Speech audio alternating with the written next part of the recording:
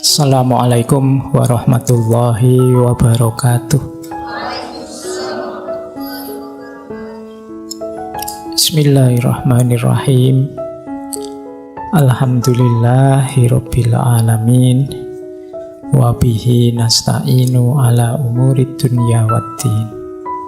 Allahumma sholli wa sallim wa barik ala habibina wa syafi'ina Sayyidina wa maulana Muhammadin wa ala alihi wa ashabihi wa man tabi'ahum bi ihsanin ila yaumiddin.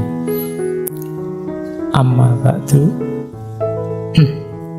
Bismillah, mari kita lanjut lagi ngaji filsafat kita dengan tema ikhlas.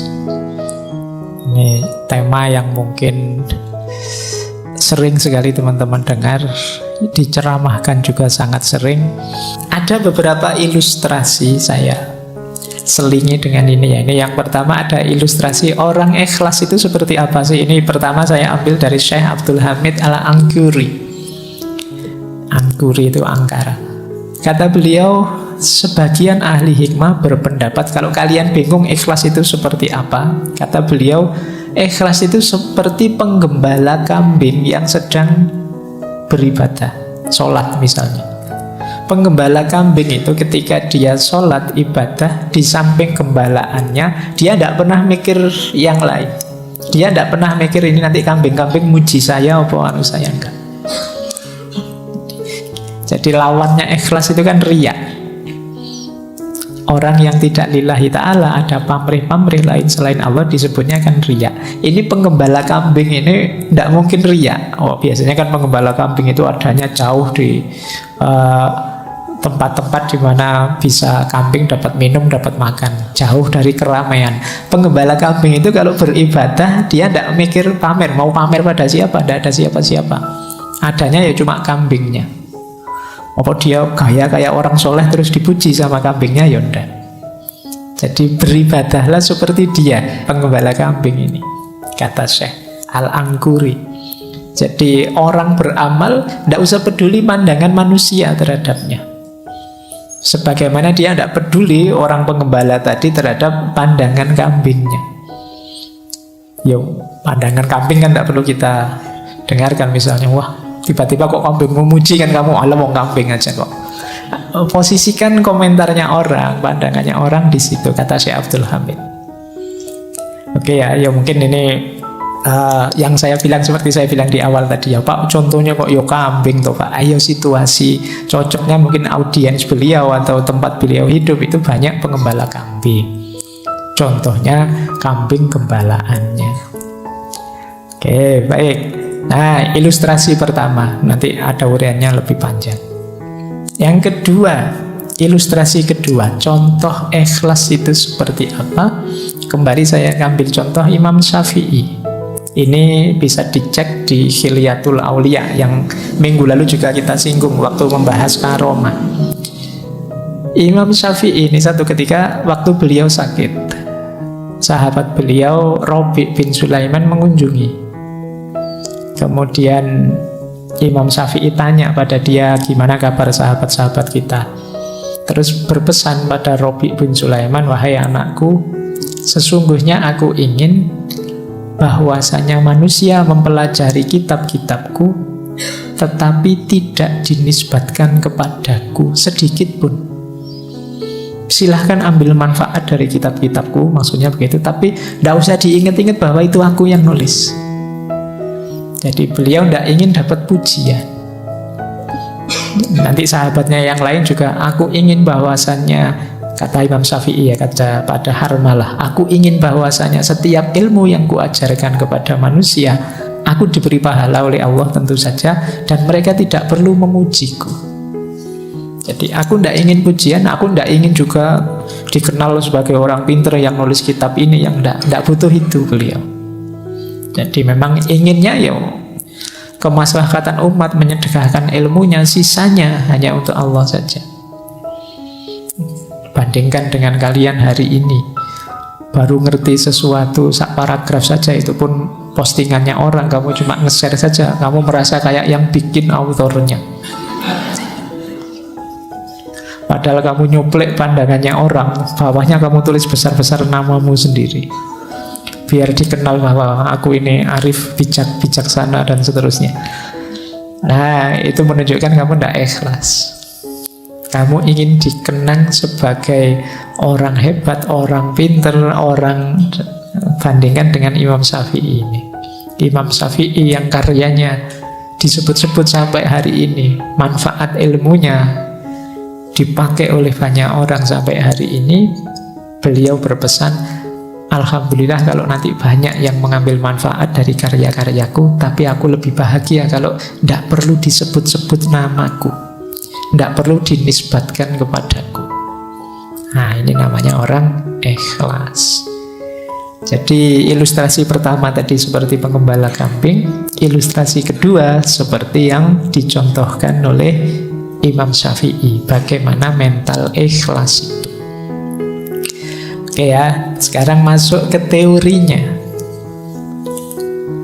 Yang pertama, teori pertama tentang tingkatan ikhlas. Ini saya ambil dari syarahnya kitab Hikam. Ini saya ambil dari Minahul Qudsiyah. Ini syarah dari Syekh As-Sarqawi terhadap kitab Hikamnya Syekh Ibnu Athaillah. Orang ikhlas itu ada 3 level. Level awam, yaitu ikhlasul ibad, ikhlasnya ahli ibadah. Ada jenis khawas, ini ikhlasul muhibbin. Dan ada istimewa, khawasul khawas, ikhlasul arifin. Jadi level ibad ini level ahli ibadah. Ini pun sudah luar biasa. Ikhlasul ibad itu ketika orang beribadah pada Allah tidak riya sama sekali, tujuannya memang Allah saja, ingin dapat pahala, ingin selamat dari siksa. Ini juga sudah ikhlas.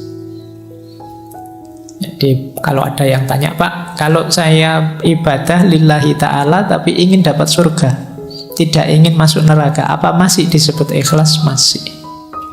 Ini level ikhlasul ibad. Jadi tidak apa-apa, kalian jangan pesimis. Kan kadang-kadang ada yang bilang, saya melampaui surga neraka langsung Allah saja. Padahal yo pikiranmu masih sholatnya bolong-bolong aja, gayanya ngomongnya ngono. Nah, level ikhlasul ibad itu tidak apa-apa kamu menuju ingin selamat di akhirat, ingin menghindari neraka, yang penting tidak riya. Jadi tujuannya memang Allah saja dan ingin diberi itu oleh Allah. Itu tetap masuk kategori ikhlas. Jadi yang pertama ini jenisnya. Ada lagi lebih tinggi, yaitu ikhlasul muhibbin. Ikhlasul muhibbin itu ikhlasnya para pecinta. Kalau ini ikhlas lillahi ta'ala, tidak tergoda lagi oleh surga neraka, pahala dan siksa. Tujuannya ingin dekat saja dengan Allah. Dulu kita belajar sufi perempuan Robiah Al-Adawiyah, itu kan banyak gambarannya ikhlasul muhibbin. Ya Allah, kalau ibadahku ini karena ingin surga, jauhkan aku dari surga. Kalau aku ibadahku karena takut neraka, masukkan aku ke neraka. Karena dia tidak fokus ke situ, fokusnya ke Allah saja. Jadi ingin dekat dan selalu bersama, ingin mengagungkan Allah. Ini levelnya mahabbah. Ini sudah luar biasa, makanya disebut khawas.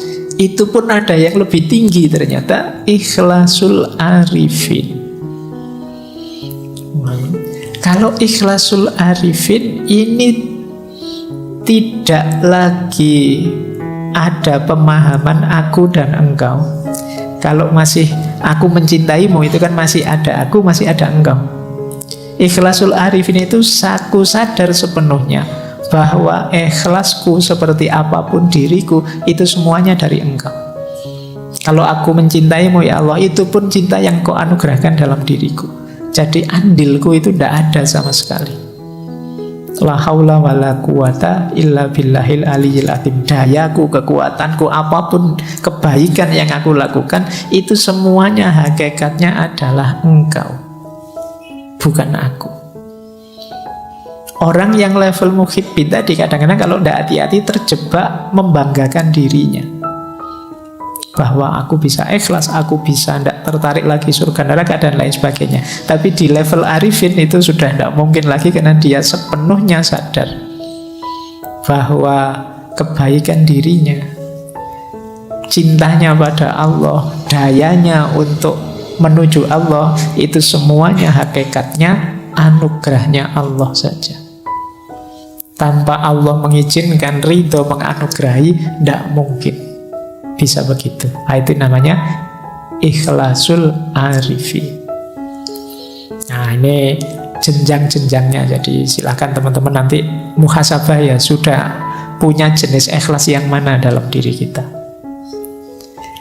Yo, yang pertama pun tidak apa-apa, itu juga termasuk ikhlas. Jadi sudah lillahi ta'ala. Paling tidak yang pertama itu tidak ada target-target duniawi. Jadi tidak riya, tidak ada target-target yang selain Allah. Targetnya ukhrawi. Nah, ini pun sudah masuk kategori ikhlas. Baik, jadi ini konsep pertama. Semoga tidak terlalu berat ya dipahaminya. Maksudnya kalau dijalaninya ya pasti abot. Paling enggak kamu ngerti dulu, itu kan sudah lumayan. Tadi tidak ngerti, sekarang ngerti. Kita lanjutkan. Nah, rutenya seperti ini untuk menuju ikhlas itu. Catatan saya ada 4 untuk menuju yang khawasul khawas tadi.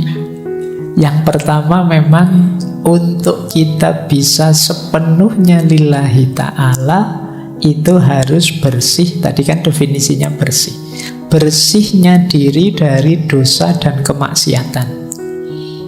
Ini level paling awal. Jadi semoga teman-teman tidak termasuk golongan yang ngeyel ya. Kadang-kadang ada orang ngeyel, apa bisa Pak ada manusia yang bersih dari dosa dan kemaksiatan? Itu kan mesti ono sing takok ngono. Paling tidak bersih dari dosa dan kemaksiatan yang disengaja. Jadi manusia memang kadang khilaf, manusiawi saja, kita pun kadang kepleset. Tapi semoga bukan memang secara sengaja ngerti dosa ditabrak saja, ngerti maksiat ditabrak saja. Kamu tahu kalau lihat gambar yang kayak gitu itu dosa, tapi eman-eman ya Pak, terus ya wes, ya sudah, berarti kamu level awal saja masih belum bersih. Jadi kok tidak sengaja terlihat, tidak apa-apa, rezeki. Itu kan ada kalimatnya yang laka al-ula. Laka al-ula itu ya memang kok tidak sengaja kelihatan, itu kan rezekimu memang laka al-ula. Tapi setelah itu jangan diulangi. Nah, kalau ada eman-emannya tadi berarti sengaja. Yang pertama kan tidak sengaja, tidak masalah. Kalau diulang lagi, jadi kamu kok setelah lihat kok terus diulang lagi, atau tidak diulang tapi dipenelengi terus. Saya tidak ngulang kok Pak, ya tak lihat tapi ya suwi nontonnya podo wae. Ya, jadi kamu kan logikamu kan begitu, eman-eman Pak, nanti kalau dosa ya tobat lagi lah Pak. Berarti di level awal kamu belum lulus, belum bersih. Jadi khilaf melakukan dosa manusiawi, tapi usahakan tidak secara sengaja kamu memasukkan dirimu ke ranah dosa dan kemaksiatan. Ini level paling awal loh ya. Kalau ini saja kamu berat ya, naiknya agak panjang nanti prosesnya. Paling tidak berusahalah. Karena kuasanya manusia itu terbatas. Insya Allah kalau usahamu sungguh-sungguh, Allah ridho dan berkenan, nanti Allah yang menolongmu, sehingga kamu naik kelasnya lebih cepat. Tapi kalau kamu malas, kamu memang secara sengaja tidak ingin memperbaiki diri, naik level itu, ya Allah tidak akan datang. Ana inda dzonni abdi bi. Jadi yuk Dinawaitui saja dan diikhtiari semampunya. Insya Allah kalau memang sungguh-sungguh Allah ridho, Allah akan hadir membantu kita, menaikkan makom kita, memberi akhwal yang cocok untuk kita. Kalau sudah lulus di level pertama, kita bisa naik ke level kedua, bersih dari segala keterikatan duniawi. Jadi kalau ini lebih berat lagi. Di sini mungkin banyak hal yang halal, banyak hal yang mungkin boleh saja, bisa saja. Tapi jangan sampai kita terikat. Terikat itu tergantung dengan itu. Pak, segalanya kan perlu uang, Pak. Ini namanya terikat sudah. Saya ada uang, alhamdulillah. Tidak ada uang, ya tidak apa-apa. Nyari jalan yang lain. Emangnya kalau tidak ada uang saya tidak bisa makan. Teman banyak kok. Misalnya, ini namanya kan tidak tergantung uang. Tapi sama teman juga jangan tergantung.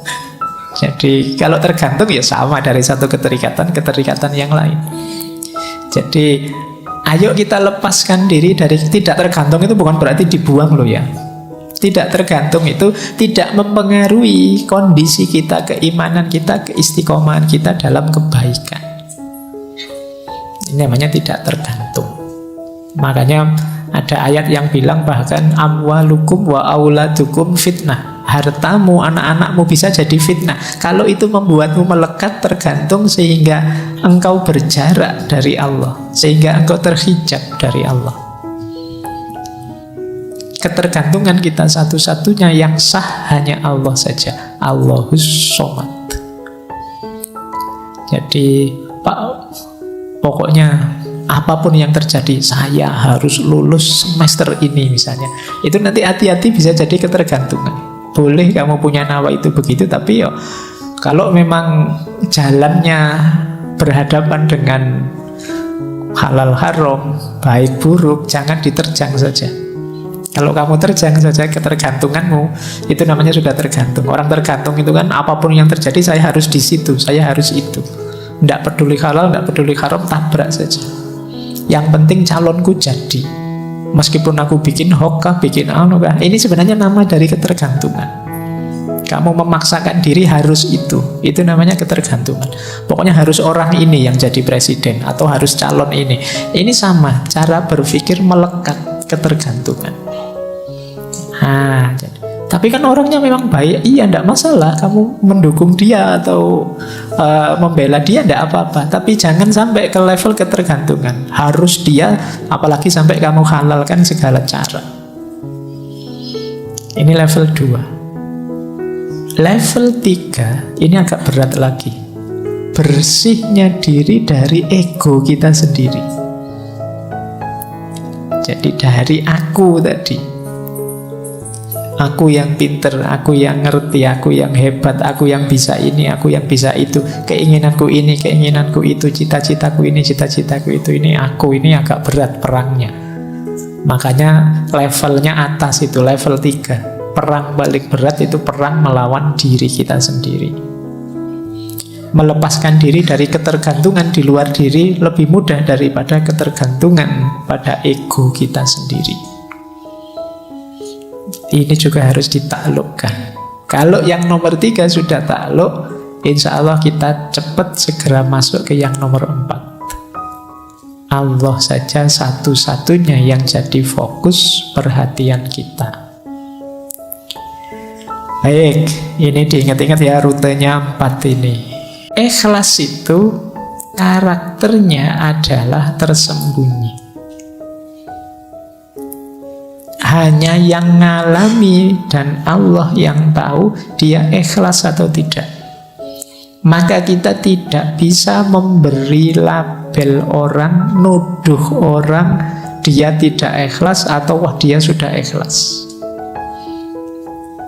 Jadi ini salah satu cirinya ikhlas. Jadi ikhlas itu dimensi paling rahasia. Kata Syekh Junaid Al-Baghdadi, ikhlas adalah rahasia antara Allah dan hambanya. Tidak ada malaikat yang tahu dan bisa mencatatnya. Tidak ada setan yang tahu dan bisa merusaknya. Tidak ada hawa nafsu yang tahu lalu memalingkannya, membengkokkannya. Malaikat mencatat amal yang kelihatan dicatat. Tapi niat, motif dalam hati kita ikhlas atau tidak, hanya Allah yang tahu.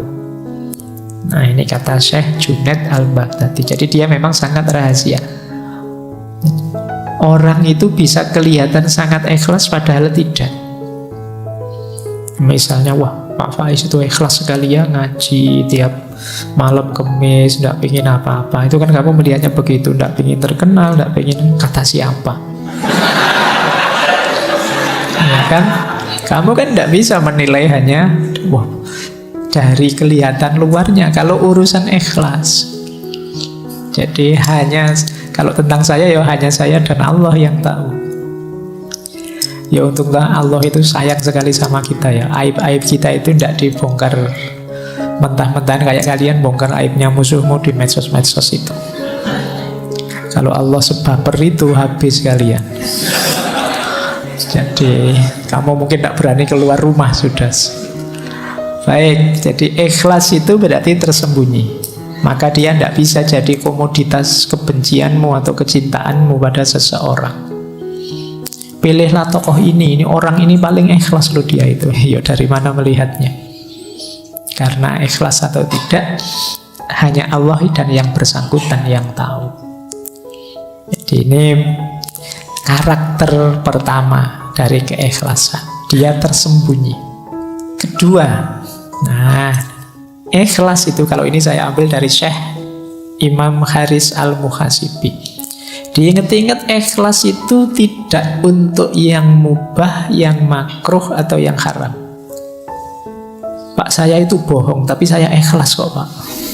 Nah iso, haram ya tidak ada hubungannya sama ikhlas.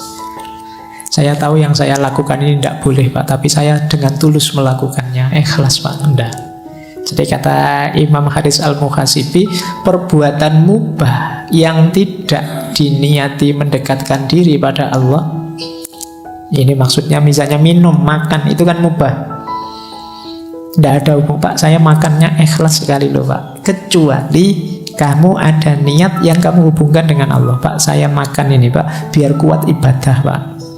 Nah, maka nawa itu saya makan biar kuat ibadah lillahi ta'ala. Kalau ini bisa. Tapi kalau tidak kamu niati untuk mendekatkan diri pada Allah, ya tidak ada hubungannya dengan ikhlas tidak ikhlas. Perbuatan makruh dan haram tidak mungkin dilakukan dengan ikhlas. Misalnya kata Syekh Haris, membangun rumah untuk kenyamanan diri, memandang sesuatu yang haram dengan dalih ciptaannya Allah. Yang kamu lihat-lihat di HP tadi kan, lo yang tak contohkan tadi, wah ini kan ciptaannya Allah, Pak, indah sekali, Pak, luar biasa. Saya melihatnya mengagumi kebesaran Allah, Bapak. Tidak. Kata Imam Haris, tidak. Dimarahi kalian kalau pakai argumen itu oleh Imam Haris Al-Muhasibi. Jangan sebut-sebut ikhlas dalam perbuatan itu, karena sedikit pun tidak mendekatkan dirimu kepada Allah. Jadi ini catatan. Jadi yang tadi ikhlas itu pasti tersembunyi, kemudian ikhlas itu tidak dalam yang mubah, yang memang dalam status kemubahannya, yang makruh dan juga yang haram. Jadi tidak boleh perbuatan haram kamu cari argumen dengan sudut pandang yang berbeda biar dia jadi halal atau ikhlas lillahi ta'ala. Pak, saya nyogok ini biar orang jahat-jahat yang mau nyogok itu tidak jadi masuk, biar saya saja yang masuk, saya kan orang baik misalnya. Nah ini tidak haram, itu ya tidak bisa kita ambil perspektif apapun karena zat perbuatannya sudah haram. Kalau yang mubah tadi bisa, mubah itu diniati untuk kebaikan lillahi ta'ala masih bisa, tapi kalau yang haram tidak bisa. Baik, jadi ini karakter kedua. Jadi ikhlas itu tidak untuk yang makruh, yang haram, dan mubah yang tidak diniati untuk mendekatkan diri pada Allah. Nah, buahnya ikhlas sekarang. Ini saya ambil dari Syekh Yusuf Al-Qaradawi.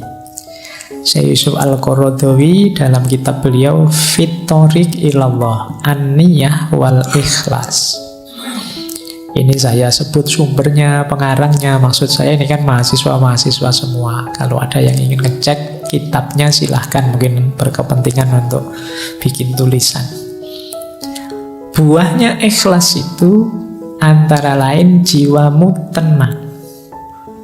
Kalau kamu fokusnya hanya Allah saja, yakinlah bahwa Allah tidak mungkin mengecewakanmu. Beda dengan yang lain. Kalau orientasimu Allah saja, jiwamu pasti tenang.